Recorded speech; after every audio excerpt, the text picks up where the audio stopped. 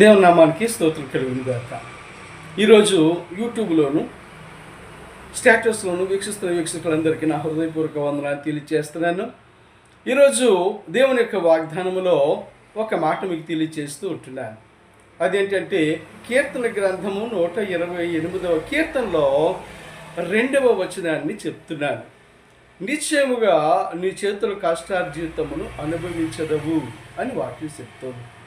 ఏంటండి, నేను నా కష్టార్జితం అంతా అప్పులకే సరిపోతుంది, నా కష్టార్జితం అంతా రోగాలకే సరిపోతుంది, నా కష్టార్జితం అంతా వృధా ఖర్చులకే సరిపోతూ ఉంది, మీరేంటండి ఇలా చెప్తున్నారు అని అనుకుంటున్నారా? అవును, నిజమే. నీ కష్టార్జితము అలాగున వృధాగా అయిపోతుందని అంటే, ఈ కుడి చేత్తో వచ్చినటువంటి డబ్బులు ఎడమ చేత్తో ఖర్చు అయిపోతున్నాయి అని అంటే, నీ సంపాదన అంతా కూడా చిల్లు సంచులో వేసినట్లుగా అయిపోతుంది అని అంటే, ఒక సీక్రెట్ చెప్పమంటారా? నీ కష్టార్జితాన్ని నిశ్చయముగా నీవే అనుభవిస్తావు అని చెప్తున్నాడు దేవుడు.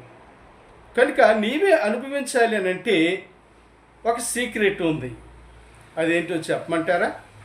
అది 108వ కీర్తన 1వ వచనంలోనే ఉంది.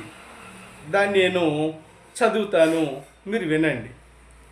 యెహోవా యందు భయభక్తులు కలిగి ఆయన త్రోవల యందు నడుచుకున్నవాడు ధన్యుడు అని సెలవిస్తావు. అంటే నీ కష్టార్జితం నిలబడలేదు అని అంటే, నీవు దేవుని యందు భయభక్తులు కలిగి ఉండటం లేదనేటువంటి విషయంలో నువ్వు ఎంతగానో సరిచేసుకోవాల్సిన ఆవశ్యకత ఉంది. నీవు సవరించుకోవాలి అటువంటి విషయాల్ని. అంతేకాకుండా ఇంకొక మాట ఏంటంటే, ఆయన త్రోవల యందు నడుచుకోవాలి.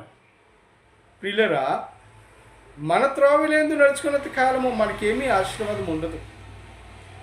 మన త్రోవలన్నీ కూడా మనం కలిగి చేసుకున్న త్రోవలు, మన త్రోవలన్నీ కూడా ఈ లోకం కోసం ఈ లోక తాపత్రయం కోసం చేసుకునేటువంటి త్రోవలు ఇవన్నీ కూడా. కానీ దేవుని త్రోవలు ఉన్నాయి తెలుసా? ఆ దేవుని త్రోవలు మనిషికి, విశ్వాసికి, దేవుని నమ్మిన వారికి, దేవుని ఆశ్రయించిన వారికి ఆశీర్వాదాన్ని తీసుకొస్తాయి.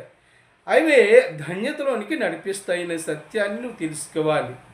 అయితే ఈ రోజున ప్రభు దగ్గరకు వచ్చి, ప్రభువా, ఇన్ని రోజులు నా సొంత త్రోవల్లో నడిచాను, అయితే నీ త్రోవల్లో ఎలా నడుచుకోవాలో అని నాకు నేర్పు ప్రభువా. ఈ రోజు నుంచి నీ త్రోవల్లో నడుచుకుంటాను. నా కష్టార్జితాన్ని నీవు దీవించు ప్రభువా